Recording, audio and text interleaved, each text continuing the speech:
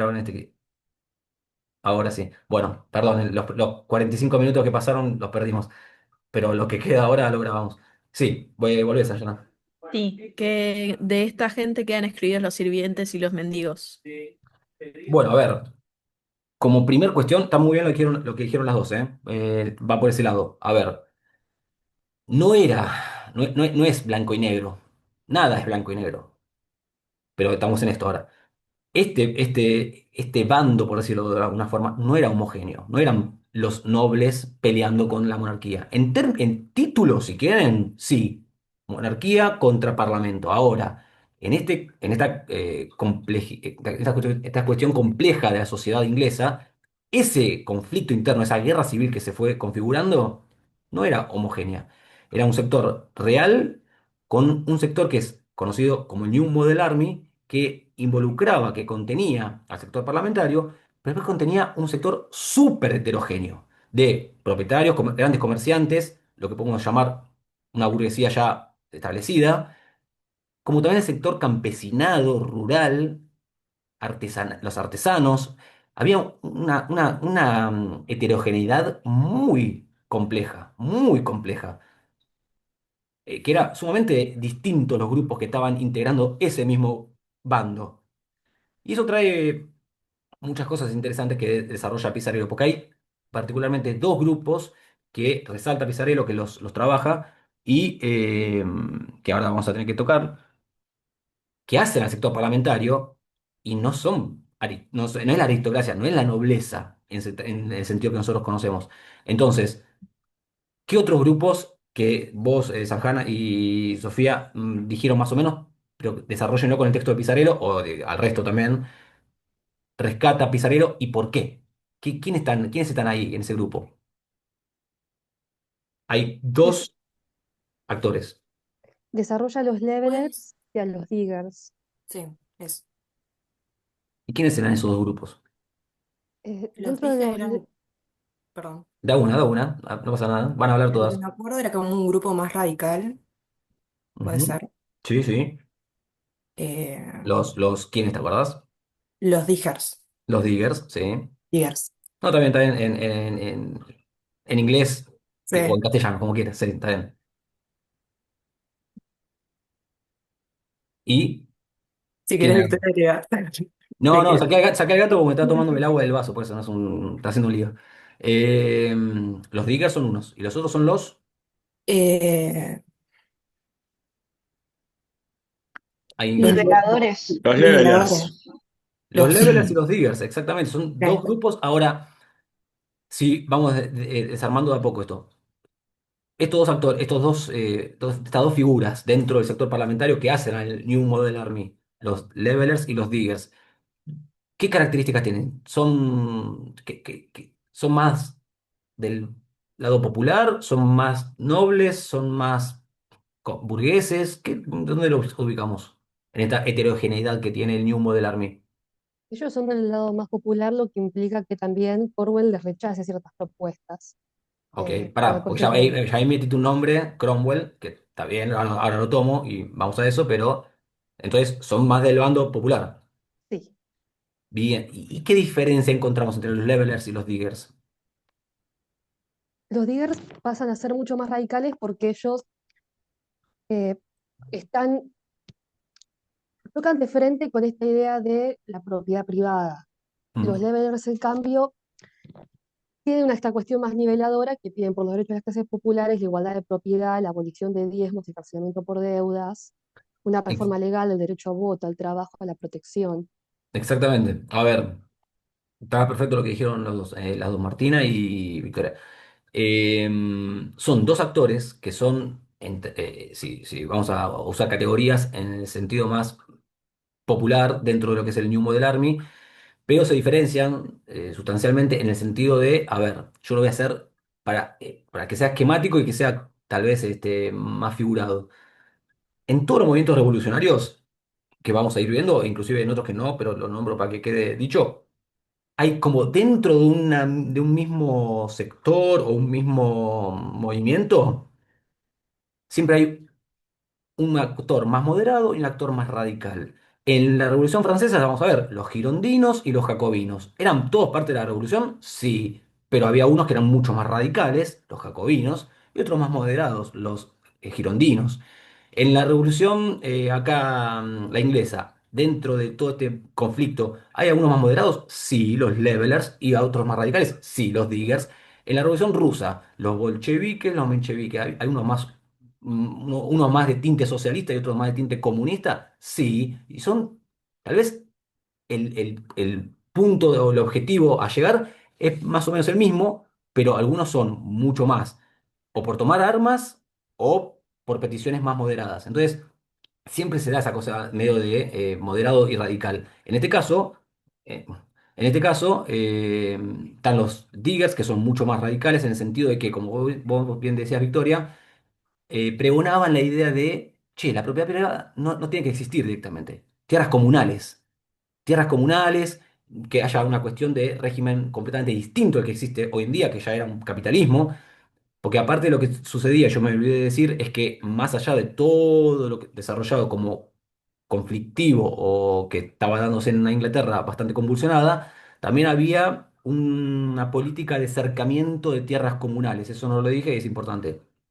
¿Qué significa? Piensen esto, ¿no? Estamos en el siglo XVII. Había muchas tierras comunales en la Inglaterra de ese momento que eran tierras sin propiedad. Y la gente iba y trabajaba en esa tierra sin propiedad. Empezó a haber cercamiento, si quieren traer palabra de hoy en día, privatización de esas tierras. Se empezó a acercar esas tierras y la gente empezó a tener menos posibilidad de trabajar esas tierras. Empezaron a haber migraciones del sector campesinado a las grandes aldeas, que ya son ciudades, que ya es Londres. Entonces, empezó a haber toda una cuestión respecto al campesinado, a los sectores más periféricos. Los diggers eran más radicales respecto a esta crítica y los levelers eran más moderados. Eran, che, propiedad privada sí tiene que existir, pero tiene que estar intervenida la administración de esta propiedad. Tiene que haber una intervención acá. Tiene que haber una política de no encarcelamiento a el sector campesinado que tiene deudas. Era más moderada la petición, más moderada su intervención, pero estaban presentes dentro del New Model Army. ¿Y por qué son muy importantes estos dos actores, más allá de sus diferencias? Porque los dos, y esto es importante, los dos vienen a traer nuevamente al léxico político el concepto de democracia. Eso es muy importante. Yo ya les spoileo el final. ¿Tuvieron éxito los Levelers y los Diggers? No, no tuvieron éxito. Pero la historia no es bilardista. La historia no es se solamente recuerdan al primero y al campeón o a la campeona. No, los Levelers y los Diggers no tuvieron éxito, pero dejaron una huella, dejaron una impronta en la historia política y jurídica. Esa idea de democracia, que había sido durante toda la Edad Media una mala palabra, no se usó jamás. La idea el concepto de democracia en la Edad Media era un insulto. No se podía pensar la idea de la participación popular, de la toma de decisiones entre todos. Esa idea era mala palabra. Acá vienen a reingresar ese concepto en el léxico político.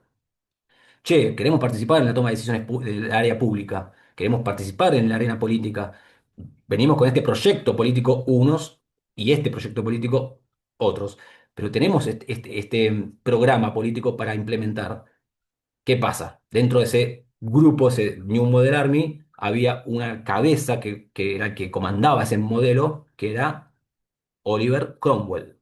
Oliver Cromwell, que para que lo tengan presente, era un aristócrata también, un noble, que era un militar que comandó ese ejército parlamentario, pero integrado por todos estos subgrupos. Y cuando se generaban esas peticiones dentro de su mismo bando y que pregonaban la implementación de un sistema que ellos no estaban de acuerdo, porque a los aristócratas no querían una democracia, no tenían esa intención, se los aplacó. Hubo reprimendas internas y se los aplacó. Esto después, léanlo en Pizarello y se desarrolla un poco más, pero la idea es esa. Ha sucedido eso internamente. Esperen que saco el gato de vuelta. Afuera. Ahí va. Eh, entonces, ¿qué es lo que sucede con ese grupo, con ese New Model Army que está integrado por aristócratas, burgueses, levelers, diggers? que es un cambalache de proyectos políticos, de ideas. ¿Qué termina sucediendo en en esa guerra civil, en ese conflicto?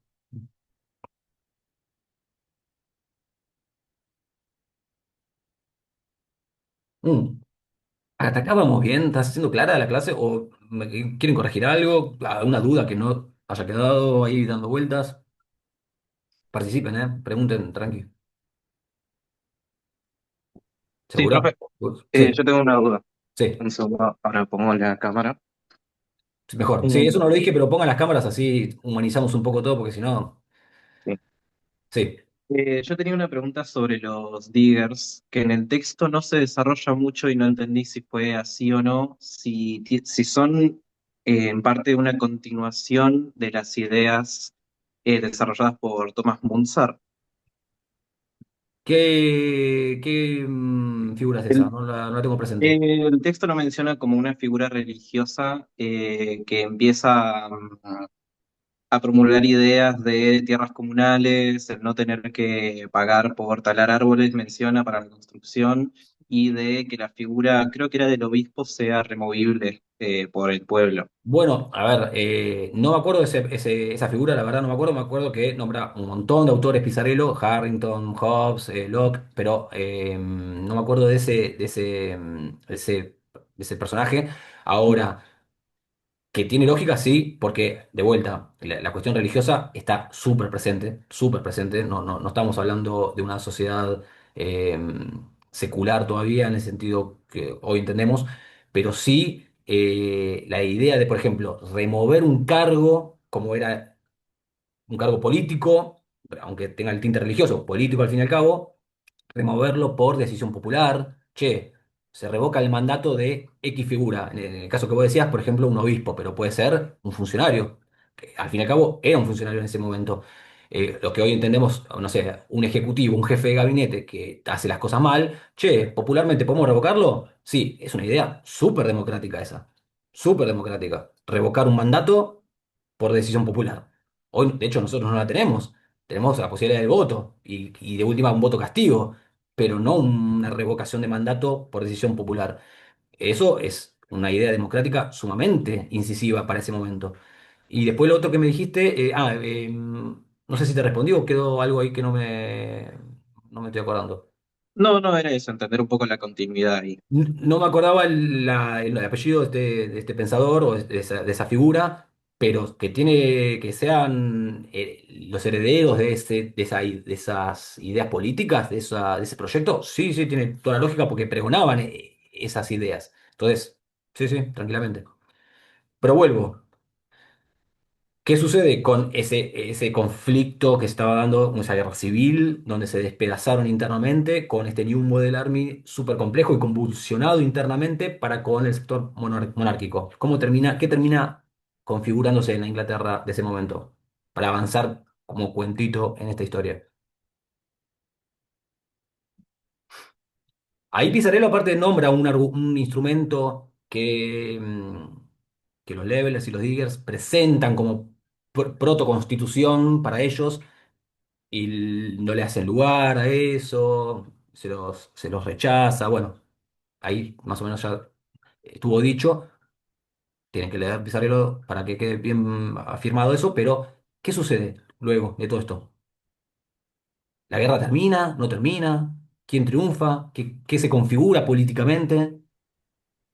Me costó entenderlo porque es como una suerte, gana New Model Army, pero se constituye como una suerte de república, pero Cromwell disuelve el parlamento, pero a su vez, con el Instrument of Government, eh, es un instrumento que limita las facultades del Lord Proctor, o sea, él una suerte de presidente, monarca, jefe de Estado, Sí. al Consejo del Estado y del Parlamento, pero el Parlamento lo había disuelto, constituye uno nuevo. Eso No, está me bien. quedó. Es medio confuso todo eso. Ahora vamos a aclararlo. Efectivamente, como dijo Victoria, el New Model Army es el gran triunfador porque la monarquía cae, deja de haber monarquía en Inglaterra. Y escuchen esto, pero es así. Cae la monarquía en Inglaterra, le cortan la cabeza a Carlos I, y se instaura la Commonwealth. Yo soy malo con el inglés, pero creo que se pronuncia así, Commonwealth. Y ese proyecto político, esa configuración política nueva que se da, es conocida como la primer y única república que tuvo Inglaterra. Porque Inglaterra es monárquica, siempre ha sido monárquica. Hoy en día es monárquica, hoy en día es monárquica. Sigue teniendo una monarquía Inglaterra hoy en día. Entonces, ¿qué pasó ahí? ¿Cómo pudo pasar que Inglaterra, por primera y única vez en la historia, no tenga monarquía y se instaure una república? Y hago un paréntesis. Entendemos la Commonwealth y la república de ese momento, no en el sentido de república como nosotros conocemos, división de poderes, Estado de Derecho, mandatos con plazo determinado, publicidad de los actos de gobierno, no, ni cerca.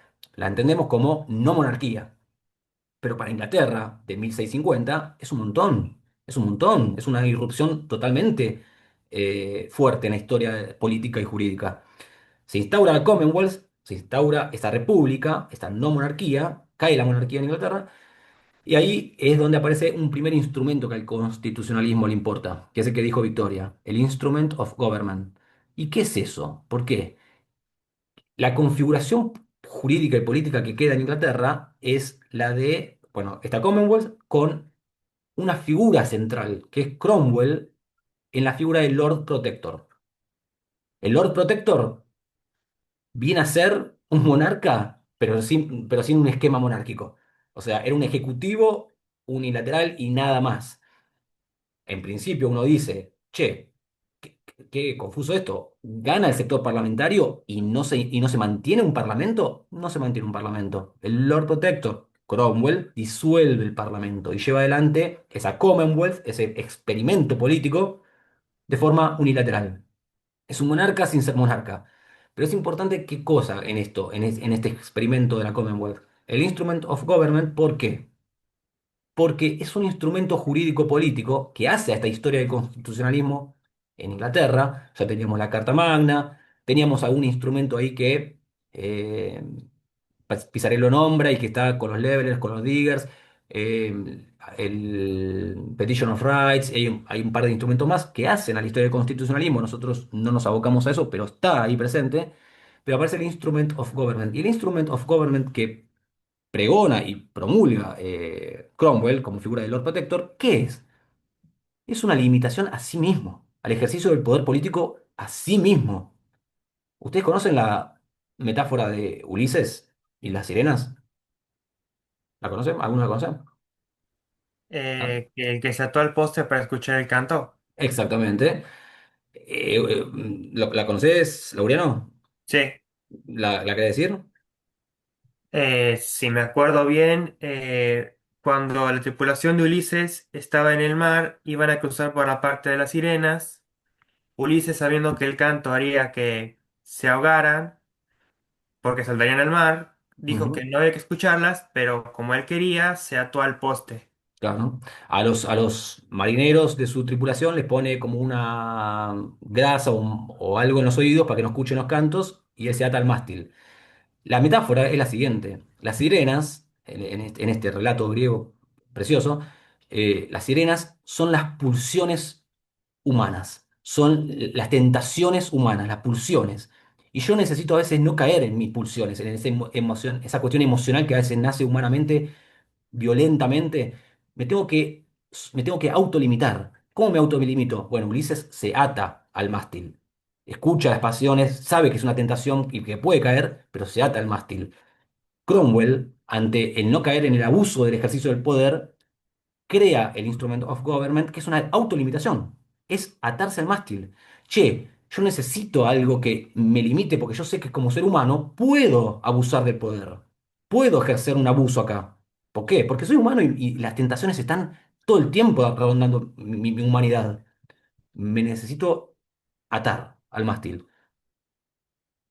En el caso de Cromwell, es el Instrument of Government, pero la Constitución tiene la misma lógica. Es, che, no podemos hacer cualquier cosa. Che, no podemos abusar del poder, del ejercicio del poder porque tengo un determinado interés o decisión. No, me ato. me ato a mis pulsiones.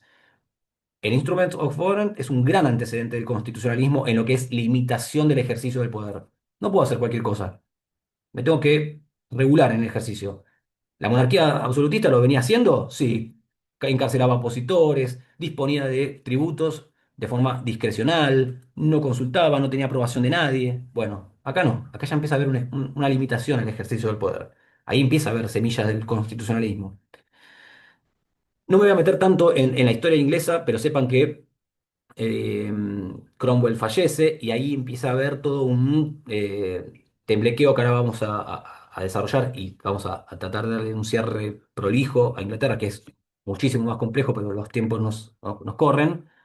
Pero quiero decir algo que es sumamente importante para este momento y para la historia del constitucionalismo, que es lo siguiente. Estamos con todo este nuevo escenario.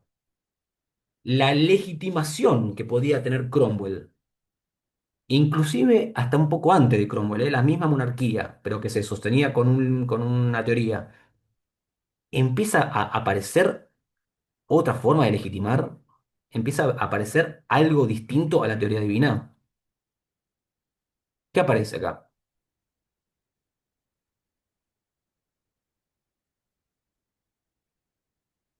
El término de la soberanía del pueblo. Va por ahí, Leandro. Aparece un apellido en particular y aparece toda una teoría atrás. Hobbes con el Leviatán. Y a ver.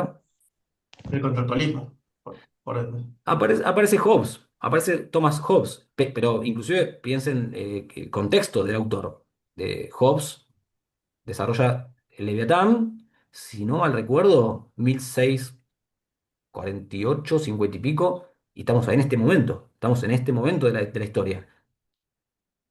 En todos estos cambios, en la historia de la humanidad, en todos estos cambios que se van desarrollando, que se van sucediendo,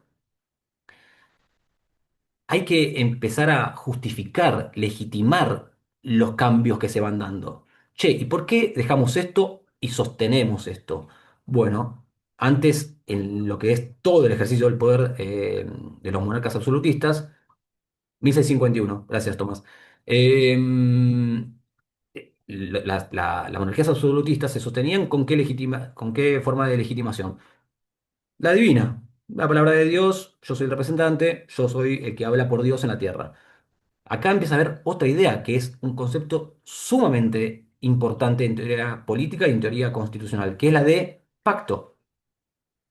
Y aparte con el pacto, la de individuos, individuos que pactan. Eso es, hoy para nosotros es como una boludez, decir, che, bueno, sí, claro, somos todos individuos. Bueno, no, pero estamos hablando de 1650 y es un cambio sumamente importante. Individuos que pactan y dan nacimiento a un nuevo orden. Vamos a ir de a poco, a ver. eh, Hobbes, piensen esto, Hobbes, ¿leyeron a Hobbes? ¿Conocen a Hobbes? ¿Sí? Bueno, entonces va a ser más fácil. La famosa cuestión de Hobbes es el hombre es el lobo del hombre, o sea, él habla del hombre, ¿no? Hoy si lo ayornamos un poco es humanidad, la humanidad, el humano es el lobo del humano. El hombre es el lobo del hombre. ¿Qué quiere decir eso? ¿Qué concepción tenía Hobbes? ¿Qué empezó a desarrollar ahí? Que dice que el hombre en su estado de naturaleza está en una situación de guerra de todos contra todos. Que era lo que estaba sucediendo en Inglaterra. Hobbes Claro. escribe en un contexto, Hobbes con 20 años ve que el vecino se despedaza con el almacén y el tío le corta la cabeza y tiene una guerra civil interna, vive en constante miedo, ve que la violencia es la regla, ve que se empiezan a reventar entre todos. En ese contexto de violencia, en ese contexto de guerra civil, es donde escribe, y tiene lógica que escriba así, y que su concepción antropológica sea negativa. Che, el humano, por naturaleza, es malo, es violento. Lo único que nos diferencia entre Tomás y yo es la violencia física. Si yo quiero algo de Tomás, voy, lo cago a piñas y me quedo con lo que tiene él y yo quiero.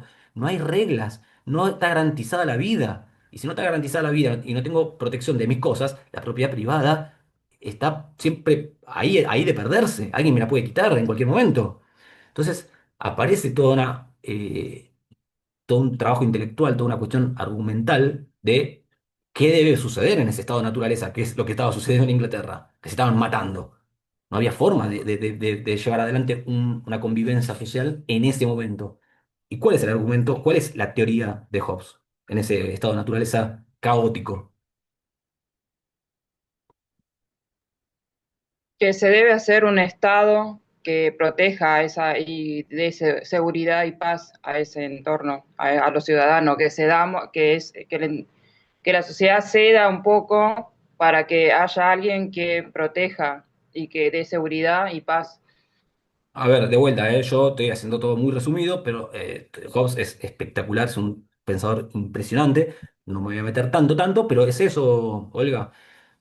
De vuelta, palabras, conceptos sumamente revolucionarios para el momento. Individuos libres e iguales pactan algo, la concesión de determinados derechos a una figura superior, el Leviatán, que, hago un paréntesis, Hobbes era pro monarquía, Hobbes era pro monárquico, él lo que decía era, che, monarca, en ese momento Carlos segundo, che, Carlos segundo, basta de sostener tu legitimidad con la teoría divina, porque mirá lo que está sucediendo en nuestra sociedad inglesa, no hay orden, no hay convivencia, basta de sostenerte así, invertir la pirámide. No que Dios te dio a vos la posibilidad del ejercicio del poder, sino que la parte baja, los individuos, te conceden a vos. Se invierte la pirámide.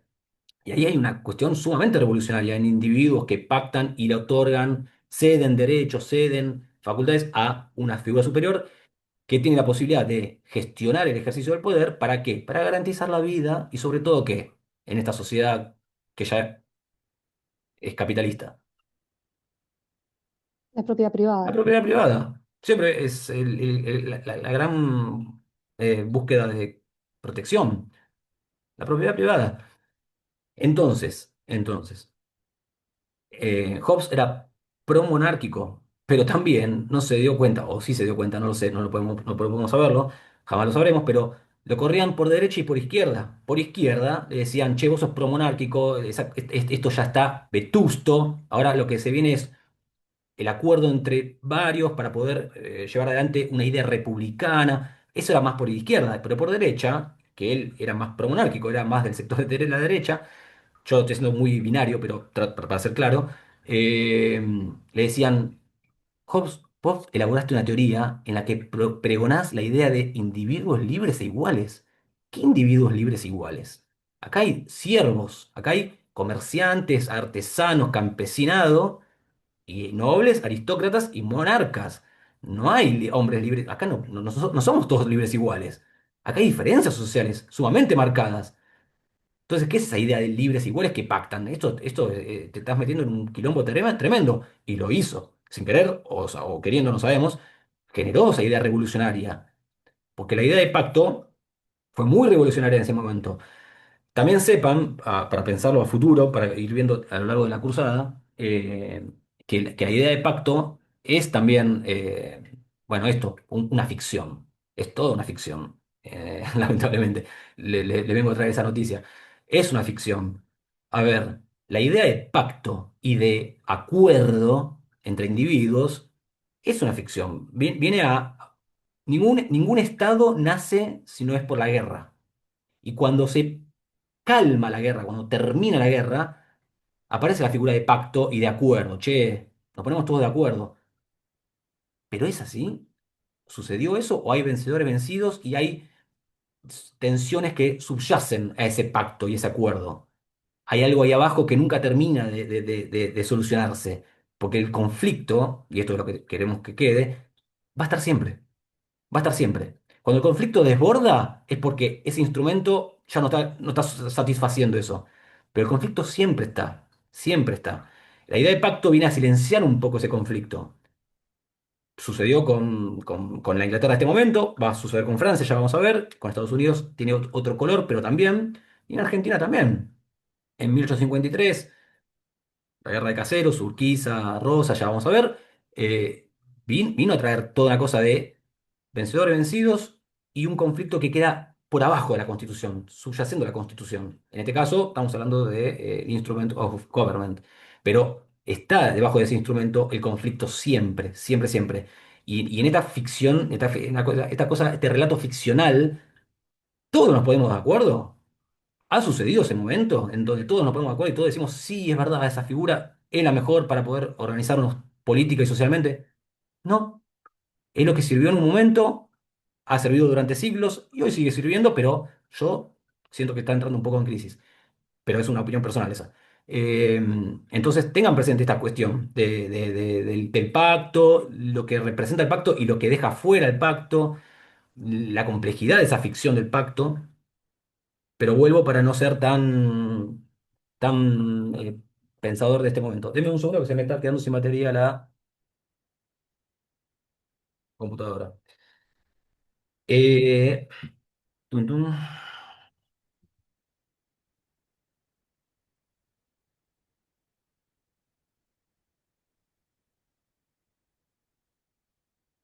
Ahí va. Bien, bien. Entonces, ¿hasta acá estamos? A ver, ¿está grabando? Sí.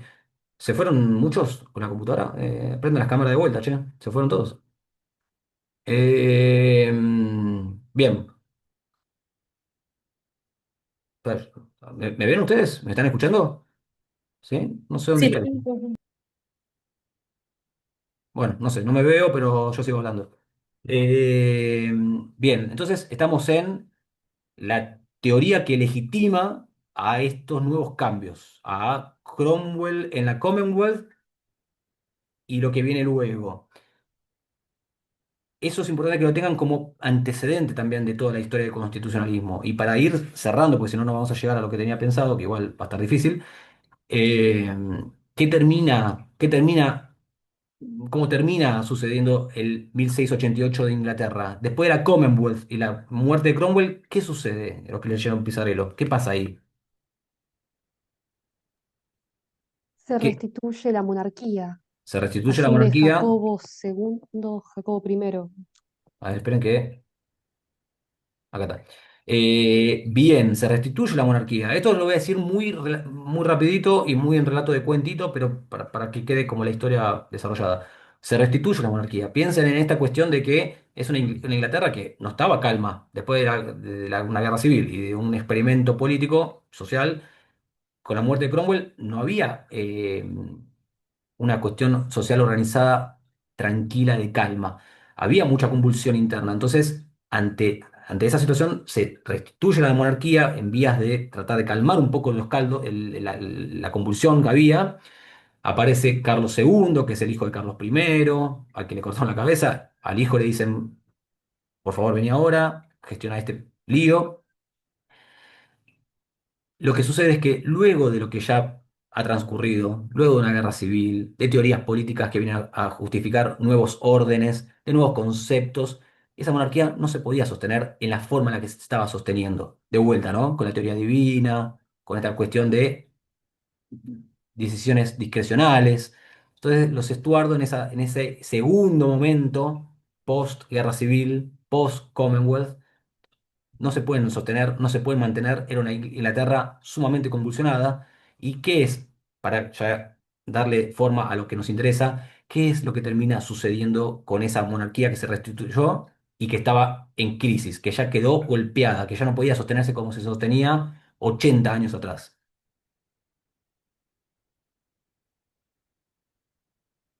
¿Qué creen que pasó ahí?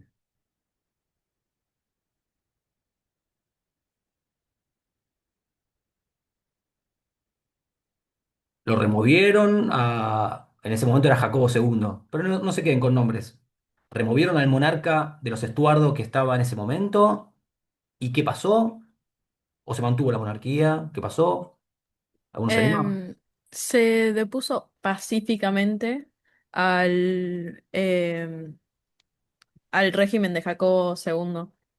¿Y qué pasó? Sí, efectivamente, lo remueven. Acá empieza a configurarse lo que se conoce como la Revolución Gloriosa, que es esta cosa pacífica, entre comillas, pónganlo, porque de vuelta, veníamos de una guerra civil, veníamos de conflictos internos, y acá también había temor a levantamientos populares, a que haya abuso del ejercicio del poder de los monarcas que estaban en el momento, que seguían siendo los Estuardo. Entonces era una cosa sumamente compleja, un escenario sumamente complejo, que se dispuso para que pueda haber una salida eh, formal y de protección a lo que le interesaba al grupo predominante, que eran nobles y propietarios. ¿Qué hacen ahí? Lo deponen a Jacobo, al monarca de los Estuardo, y se mantiene una monarquía o aparece otra cosa. Aparece una ley parlamentaria. ¿Y qué es eso? Eh, Sanjana, Sanjana. es... eh, no, no sabría decirte. ¿Alguien la puede ayudar? Tengo entendido que ya no era una cuestión de derecho hereditario, como dice en el texto, sino que era una cuestión más de voluntad del Parlamento que se elegía. Por eso lo suceden con Guillermo de Orange. No sé muy bien. Exactamente. No, está muy bien, Ana, perfecto. A ver, en términos de movimientos, ahora vamos a desarrollar un poco, pero en términos de movimientos, se depone a Jacobo II, que era el monarca de los Estuardos, que estaba en ese momento. Y como había que mantener ese esquema de monarca, porque aparte piensen esto, ¿no? Una Inglaterra convulsionada, para tratar de calmar un poco los ánimos políticos y sociales, también uno va a lo conocido, al sistema conocido. La monarquía siempre fue monarquía en Inglaterra. Es más, voy a hacer un paréntesis para que quede a veces las metáforas o las citas medio películas o series pueden ayudar un poco a esto. Pero ustedes son mucho más jóvenes, pero ¿vieron los Simpsons? ¿Conocen los Simpsons? ¿Se siguen viendo? Sí. Bueno, qué suerte. Eh, ¿Vieron el capítulo de Jeremías Springfield y Lisa? Que Lisa descubre que Jeremías Springfield es un borracho, un mujeriego. ¿Se acuerdan de ese capítulo? ¿Qué pasa en ese capítulo al final? ¿Se acuerdan? Que Lisa va a la marcha o al show de la ciudad donde están todos celebrando a Jeremías Springfield, y ella iba a decir, che, dejen de festejar porque Jeremías es un borracho, un mujeriego, ¿eh? ¿Y qué pasa? ¿Lo dice o se frena? No, se calla ella. Se calla. ¿Te acuerdas de la secuencia? ¿Qué pasa ahí? Creo que había visto la cara de la gente y prefirió, o sea, dejarlos contentos por cómo estaba la situación en vez de decir la verdad y generar un Exactamente. alboroto. Exactamente. La monarquía, acá le voy a hacer un paralelismo medio forzado, pero igual creo que sirve. La monarquía, más allá de toda la conflictividad que se fue dando desde el siglo XVII, 1603, hasta ahora, 1688, es un símbolo de unidad nacional. Es un símbolo para Inglaterra de unidad nacional. Hay veces que, por más que genere contradicciones en gustos y en ideas políticas, hace a una cuestión funcional en términos políticos y sociales. Jeremías Springfield era lo que era, sí, pero era importante para la sociedad de Springfield, era importante para esa sociedad. La monarquía acá también era una figura que hacía a la unidad, que hacía a una representación del proyecto inglés. Entonces, dejarla sin efecto, como sucedió en ese periodo de la Commonwealth, no era una opción. Se mantenía la monarquía, pero con cambios radicales. ¿Y en qué sentido? Como bien dijo Ana, se depone a Jacobo II, y lo traen a Guillermo de Orange, que es de la Casa de Países Bajos, Holanda, pero que ustedes sabrán, las monarquías están todas entrecruzadas, con tal de mantener el poder, hacen eso, y lo invitan a Guillermo de Orange a ocupar el trono de monarca de Inglaterra, pero ¿con qué? Con una condición. Y ahí aparece dos instrumentos sumamente importantes. Uno, que es el que constitucionalmente es más jugoso, es el Bill of Rights. El Bill of Rights, que después léanlo, que implica en el texto de Pizarello, pero el Bill of Rights, que es prácticamente una carta de derechos que revalida todo lo que se fue dando en el Instrument of Government, en la Carta Magna de 1215, en el que consagra determinados derechos para determinada parte de la sociedad. Todavía estamos en 1700, en 1700, 1688, entonces no es para toda la sociedad, pero sí consagra determinados derechos que son sumamente revolucionarios en ese momento. Y el segundo instrumento, sobre todo, es el acta de reconocimiento, que en inglés es Act of Recognition, algo así, ¿no? Yo soy malo en la pronunciación, pero ¿qué implica eso? Que el monarca que ingresa, que en ese momento es Guillermo de Orange, reconoce que la soberanía ahora recae en el Parlamento y que yo soy monarca porque el Parlamento me lo permitió. Yo estoy reconociendo esta jerarquía, esta cuestión política de el Parlamento es el soberano y yo, monarca, soy un simple ejecutor de las decisiones que toma el Parlamento. Cambia sumamente la lógica acá. Ya no hay una teoría divina. Yo ya no me mantengo en el trono de monarca porque soy el representante de Dios en la tierra.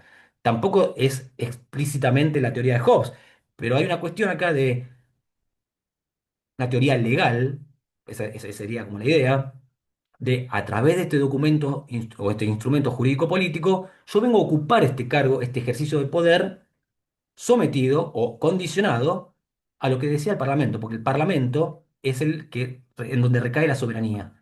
Hay una teoría legal ahí que cambia completamente la lógica. ¿Y cómo queda estructurada, tomando inclusive hasta ideas de Locke, que ahora vamos a tratar de nombrar al menos, cómo queda estructurada esa Inglaterra post 1688 con el Acta de Reconocimiento y con el Bill of Rights? Como una monarquía constitucional o una monarquía parlamentaria. Cambia mucho la estructura política y es un antecedente sumamente importante en la historia política y constitucional. Una monarquía constitucional o parlamentaria. Ya el Parlamento es el soberano y es el que toma las decisiones políticas. Antes era el monarca, ahora es el Parlamento el que toma las decisiones políticas y el monarca queda como brazo ejecutor. Yo ejecuto las decisiones políticas que toma el Parlamento. Sería un proto poder ejecutivo, algo así. Ejecuto las decisiones políticas que toma el Parlamento. Y las puedo desconocer porque yo soy el monarca y he tenido todo este antecedente atrás mío, la historia. No, no la puedes desconocer. La última palabra política es del Parlamento. Vos no podés desconocer lo que toma el Parlamento. Queda estructurada de otra forma. La forma de legitimar es otra. La estructura que queda es otra. Entonces es sumamente importante el Bill of Rights y el acta de reconocimiento. Y aparte, porque en términos de Locke, también el Parlamento empieza, de a poco, esto con el tiempo, con lo que fue dándose luego, empieza también a introducir de a poco las ideas democráticas de los levelers y de los diggers. ¿En qué sentido? Ya no es solamente la Cámara de los Lores, ya no es solamente la nobleza y los aristócratas que van a estar ocupando las decisiones políticas en el Parlamento soberano, sino que empieza a aparecer la Cámara de los Comunes, el pueblo que empieza a participar de la arena política. Entonces, de vuelta, no es blanco y negro y no es un triunfo o no triunfo. La historia de a poco, un sedimento del tiempo, va haciendo lugar a determinados impulsos, a determinados eventos. Si ustedes me preguntan, ¿los Levelers y los Diggers tuvieron éxito en su momento, en ese 1640, 50, donde se dio todo ese conflicto interno? En términos futboleros, no, perdieron. Pero nada, la historia no se tiene que ver con esa óptica. Porque 60 años después, en 1700, 1688, 1700, hay un parlamento con dos cámaras, Cámara de los Comunes y Cámara de los Lores. Y eso es un triunfo de ese impulso también, de esa idea democrática que empieza a aparecer. Entonces vean cómo de una monarquía absolutista, con determinadas características, que se legitima con determinada teoría, que tiene una estructura social determinada, empezamos a ver ideas democráticas, ideas republicanas, división de poderes, estructuras en la condición del ejercicio del poder sumamente distintas. ¿Sí? ¿Me siguen ahí o estoy hablando solo? ¿Sí? Sí, sí. ¿Sí? ¿Quedó claro o algo que no haya quedado del todo? Pueden decirme, ¿eh? Sí, no, participen. Quedó claro. ¿Sí? Sí, sí, sí, sí, quedó claro. Bueno, bueno, después vuelvan a leer, porque aparte Pizarello es sumamente corto, pero vuelvan a leer y denle bola a estos instrumentos que fuimos nombrando, el Instrument of Government, a los actores de los Levelers, los Diggers, al Bill of Rights, al Petition of Rights, que no lo nombré tanto, pero está ahí, a cómo quedó estructurada la Inglaterra con estas teorías, apunten a todo eso. ¿Está bien? ¿Alguna duda más allá de lo que fui desarrollando, de lo que fuimos desarrollando? ¿Alguna duda de Pizarello en particular, algo que no haya quedado claro del texto que queramos aprovechar ahora? Así ya vamos avanzando un poquito, porque no vamos a llegar ni cerca, pero un poquito con Estados Unidos, teniendo en cuenta lo que dije al principio de la clase, que los dos feriados nos matan, entonces entre hoy y el lunes tenemos que terminar con Estados Unidos y Francia. A mí me queda la duda de cómo lo contextualizo lo que es la teoría mixta, o sea, cómo quedaría la teoría Ah, mixta. la idea, el concepto de constitución mixta. Sí, Es que en realidad Pesarelo cuando habla de constitución mixta lo que hace es, él nombra a un autor, en ese momento creo que Harrington, que habla de esa constitución mixta. ¿En qué sentido? Se intentó intelectualmente pensar la posibilidad de elaborar un documento, porque la constitución es un documento, un instrumento jurídico político, un documento político, que amalgame los dos proyectos, el monárquico con el parlamentario, ¿no? En ese momento de conflicto interno, dijo, bueno, a ver, tratemos de pensar una constitución mixta que pueda recepcionar. ¿Alguien tiene el micrófono prendido? Patricia, creo. Sí, Perdón. estoy escuchando yo horrible. A ver, vamos a, si la puedo. Ahí está. Qué lindo ser tiránico y apagarle el micrófono o prenderlo como yo quiera. Eh, entonces, la constitución mixta trata, una idea política de amalgamar esos dos proyectos que estaban en disputa en ese momento. Che, ¿se puede instrumentalizar de tal forma el proyecto monárquico con el parlamentario? En ese momento no tuvo acogida favorable, no salió eso. Fue una guerra y prevaleció un sector por sobre otro y sucedió lo que sucedió. Pero finalmente, en 1688, con la Revolución Gloriosa, algo de eso termina configurándose, porque termina habiendo una monarquía sumamente distinta a la que estaba acostumbrada Inglaterra durante toda su historia, porque ya no es una monarquía jerárquicamente superior y que discrecionalmente puede tomar decisiones, sino que está sometida a la voluntad del Parlamento, pero permanece la monarquía, no es que se transformó en una república como sucedió en Francia. En Francia, ya vamos a ver, pero había una monarquía de los Borbones, se armó todo lo que se armó y termina habiendo una república. Entonces, el cambio es muy distinto entre una cosa y otra, y en Inglaterra quedó una monarquía constitucional o una monarquía parlamentaria. Y la soberanía es legal que recae en el Parlamento. ¿Está bien, Olga? ¿Te respondí? sí, sí, clarísimo. Bueno, genial. ¿Alguna otra pregunta de Pizarello respecto a Inglaterra o empezamos con algo de Estados Unidos? Pueden preguntar ahora, aprovechen porque las clases son para eso. No, de mi lado está todo bien. Bueno, No. listo. Bien, entonces dediquémosle los últimos 25 minutos a Estados Unidos. ¿Llegaron a leer Estados Unidos? Yo supongo que sí, porque es corto Pizarello. Los tiempos del intensivo son malditos y tienen que leer todos los días. Va a tener que ser así, desde ya se los digo. Pero bueno, llegaron a leer el evento de Estados Unidos?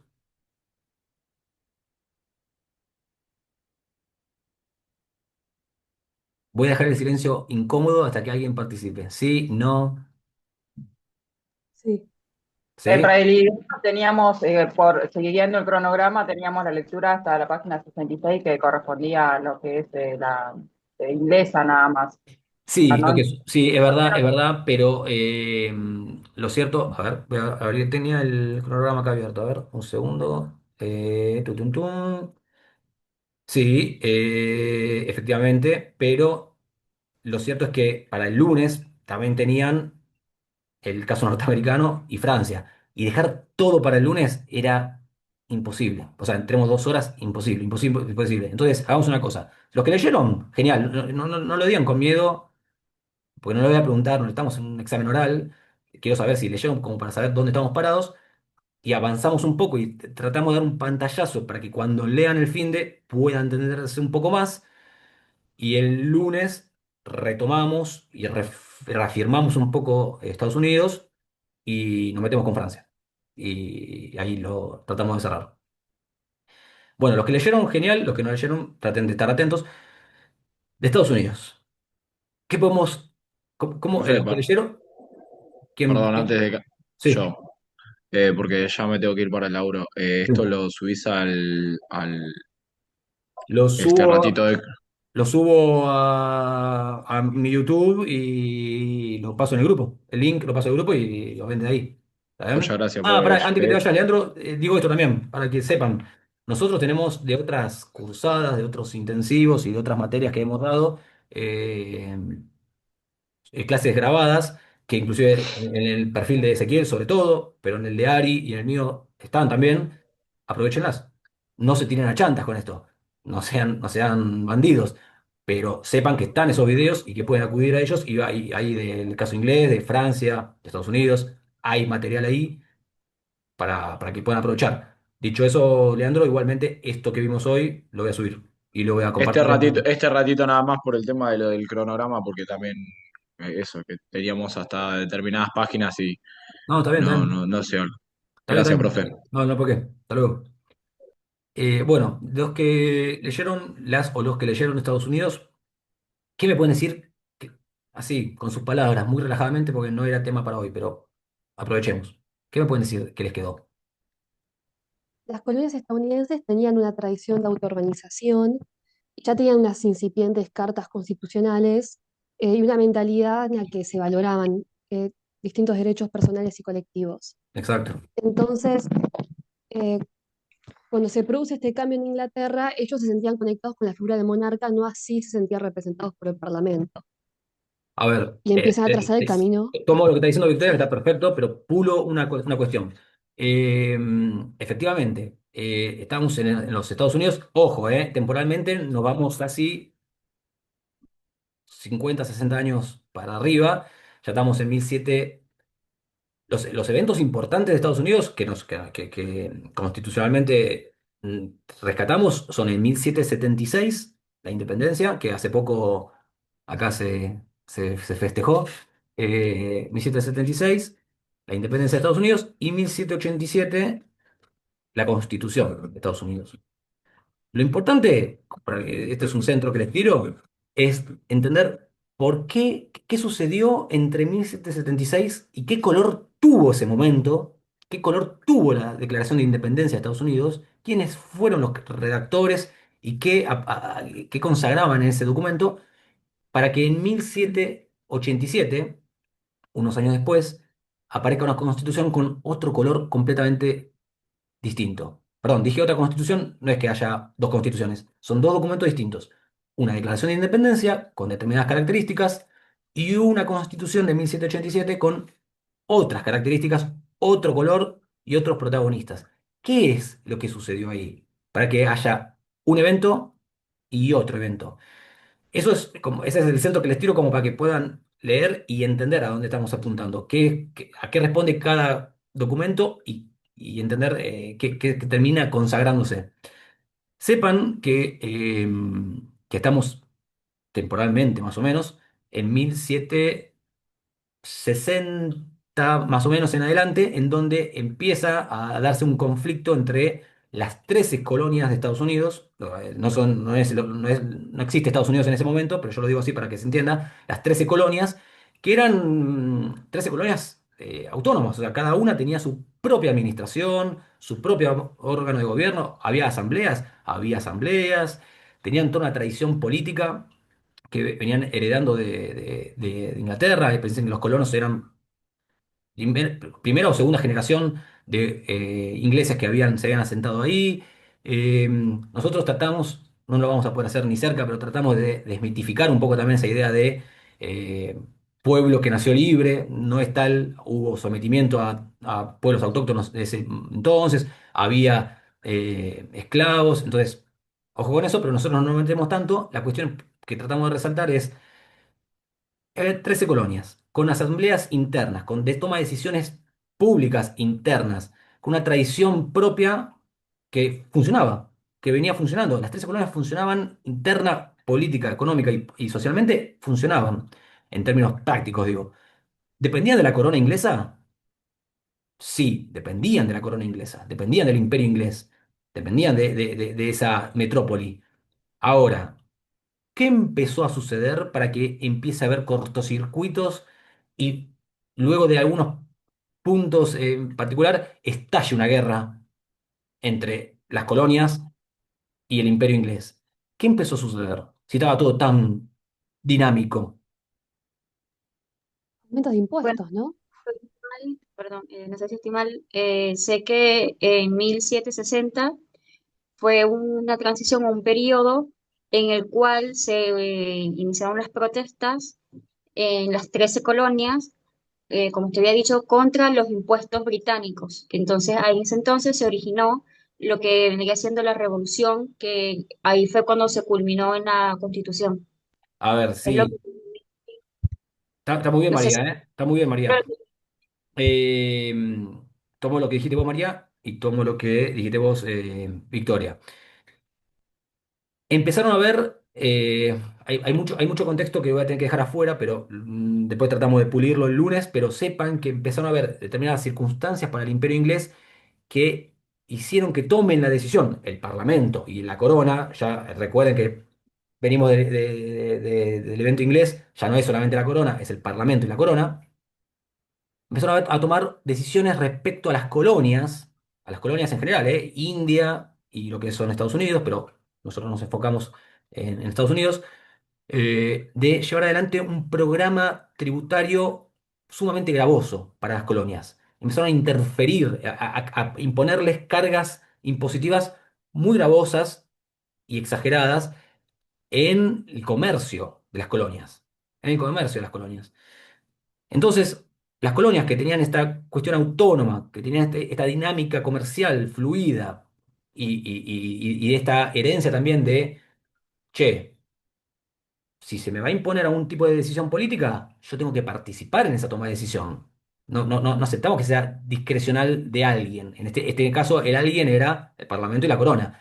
Y entonces el planteo de las colonias, de los representantes de las colonias, los colonos de Estados Unidos, era, si se va a imponer este programa impositivo, nosotros estamos representados en el Parlamento para que tenga legitimidad esa decisión que nos afecta a nosotros.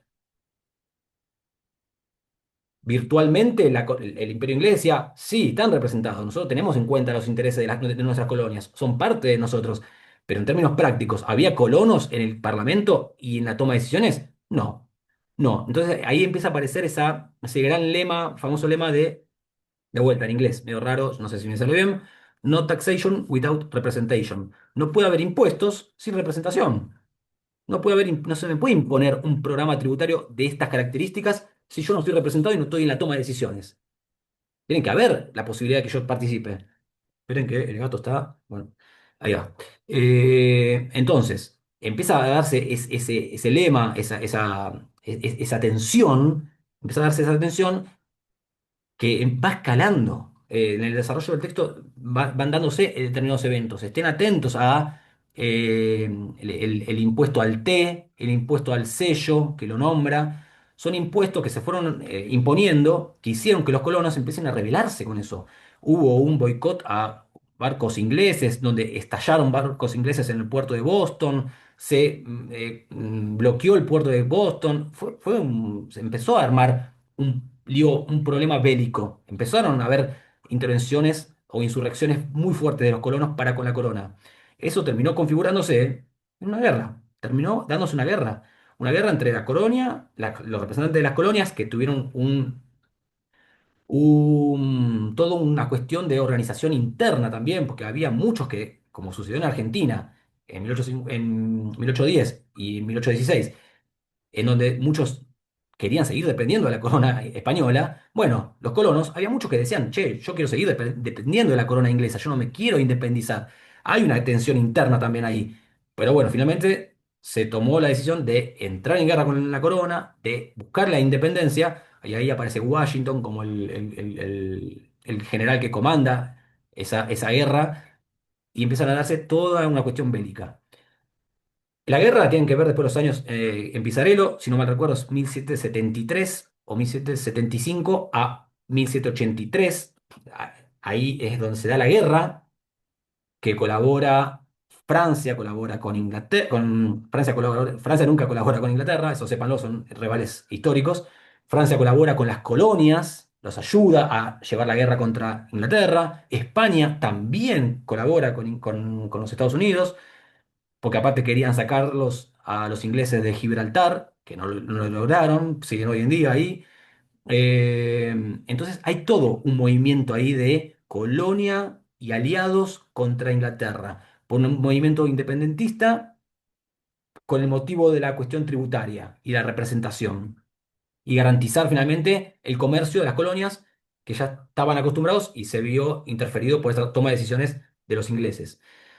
Y la gran cuestión es, si la guerra es entre 1775, si no mal recuerdo, a 1783, ¿qué color tiene la Declaración de Independencia que se da un año después? Porque es un acto de rebeldía absoluto declarar en el medio de la guerra la independencia. Nosotros ya no tenemos más vínculos con ustedes. 1776, la Declaración de la Independencia. Comienza un proyecto político completamente distinto al que había antes.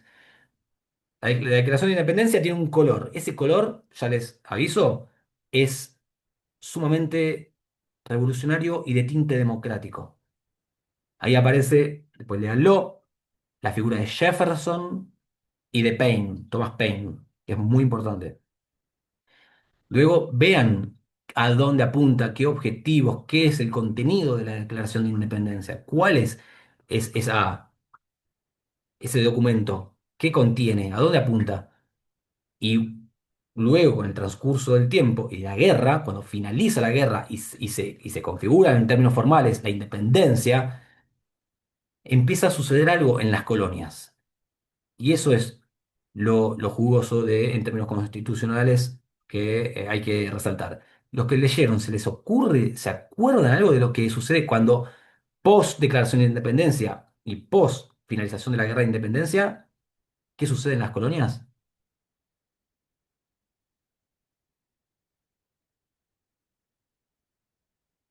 ¿Alguien se anima a pensar qué pudo haber sucedido? Con disolver los lazos con la corona británica, por casualidad. Los lazos se vieron interrumpidos porque claramente posguerra ya no hay más lazos en términos comerciales, políticos, eso sí. Y eso impactó mucho porque había muchísimos comerciantes de las colonias que dependían de los lazos con la corona. Entonces empezó a haber inestabilidad comercial y política dentro de las colonias. Pero sucede algo en particular, algo de, no sé si alguien lo leyó, los levantamientos de Shelby. ¿A alguien se le ocurre que pudo haber sucedido ahí? En la Declaración de Independencia se presenta una contradicción porque se garantizan derechos y sin embargo muchos grupos quedan por fuera. Exactamente. Entonces, en este ¿Quiénes contexto, llevaron adelante? Jefferson, Washington, Madison, Hamilton, todos los padres fundadores. ¿Eran trabajadores del campesinado? no. ¿O qué eran? Eran propietarios, terratenientes. En términos precisos eran terratenientes. Eran los grandes terratenientes de Virginia, Massachusetts, todas las distintas colonias que se van dando. Eran grandes terratenientes que tenían sus esclavos, que tenían sus eh, peones en donde eran los propietarios. ¿Qué sucede? ¿Jefferson era propietario? Sí. ¿Era terrateniente? Sí. Después lean sobre la característica de Jefferson. Es muy interesante Jefferson. Pero entre 1776 y 1787, que se da la Constitución, esas ideas y respecto a la figura de los propietarios, ¿qué es lo que sucede? Victoria, estabas más o menos yendo por ese lado, me parece. A ver, ¿qué contradicción había entre un documento y otro? Entiendo que el último documento ya tiene una cuestión más elitista, más aristocrática, porque son los trabajadores de estas tierras los que empiezan a pedir mayores derechos. Entonces, inevitablemente los ¿Y por afectan qué en la empiezan a pedir más? producción. ¿Por qué empiezan a pedir? ¿Por qué empiezan a ver, a suceder y a configurarse reclamos de estos sectores, del campesinado, sectores rurales? ¿Se motivan en algo o es una cuestión meramente circunstancial de ese momento? Bueno, tengo entendido que está este clima de protesta, entonces ellos aprovechan este surgimiento que se hable así de derechos para reclamar los suyos. Eh, Sepan, está perfecto, Victoria, ¿eh? No te estoy tomando examen aparte, gracias por participar, pero sepan que la Declaración de Independencia, como le dije hace un ratito, tiene un tinte democrático, tiene un tinte revolucionario. Después, desarrollenlo, y el lunes lo vamos a reafirmar, pero desarrollenlo. Pero los intervinientes, los que participaron en la redacción de ese documento, no fue la democracia, fueron los propietarios, los terratenientes, la burguesía en el sentido norteamericano, que son banqueros, abogados, terratenientes, propietarios, que redactaron ese documento con un objetivo, con un color, pero dadas las circunstancias que se fueron desarrollando, que es la guerra y la participación, cuando hay guerra, generalmente los comandantes, los que comandan la guerra, han sido nobles y han sido aristócratas, pero quienes ponen el cuerpo, ¿quiénes son generalmente? El populacho. Es el populacho. Y en este caso es el sector de campesinado y rural que tenía las colonias de Estados Unidos. Ellos pusieron el cuerpo. ¿Qué pasa? ¿Qué es lo que sucede? Cuando finaliza la guerra, están endeudados. Todos se encuentran endeudados. Por un punto, por lo que dijiste vos, María, de que se cortan los lazos comerciales con la corona, que era gran fuente de comercio. Y por otro lado, porque no estuvieron en la producción de sus oficios. Estuvieron en la guerra, volvieron endeudados, pusieron el cuerpo, estaban completamente afectados con lo que ha sucedido. ¿Y qué empiezan a hacer? El levantamiento de Shelby, que le nombré hace poquito, son deudores que empiezan a pedir el no encarcelamiento por deudas, que se condonen deudas, que se considere su situación. ¿A quiénes? A las asambleas internas de cada colonia. Si quieren ponerlo en nombres más familiares, al poder legislativo de cada colonia. Cada colonia tenía una asamblea que tomaba las decisiones políticas, un proto órgano legislativo. Bueno, a ellos le iban a pedir que se considere su situación, que se les condonen las deudas, porque ellos habían puesto el cuerpo en la guerra, porque se encontraban endeudados, porque tenían las afectaciones que deja posguerra, imagínense todas las que pueden llegar a ser. ¿Y las asambleas qué empiezan a hacer? ¿Les hacen, receptan esos reclamos o los rechazan? ¿Qué creen? A partir de lo que dice Pizarello, ¿eh? Toda la teoría de Pizarello está.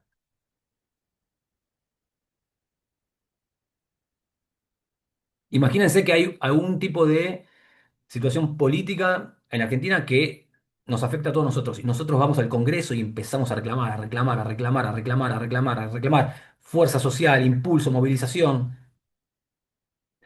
Pueden dar, puede ser que tengamos algún tipo de repercusión y tengamos algún tipo de resultado político. Lo que sucedió en las colonias de Estados Unidos es que empezaron a recepcionar esos reclamos. Las asambleas empezaron a tomar esos reclamos y empezaron a legislar, empezaron a tomar decisiones políticas en favor de esos grupos, en favor de ese sector. Empezó a haber mayor emisión monetaria, empezó a haber inflación. ¿Y eso a quiénes afecta? A todos, ¿no? En realidad, pero ¿a quiénes principalmente para ese momento político histórico? Propietarios, A los terratenientes. propietarios, a los terratenientes que se veían afectados en que los deudores veían condonadas sus deudas. Ya ellos no dejaban de ser acreedores, que veían que empezaba a haber emisión monetaria, que empezaron a haber recepción de reclamos populares que se veían traducidos en decisiones políticas.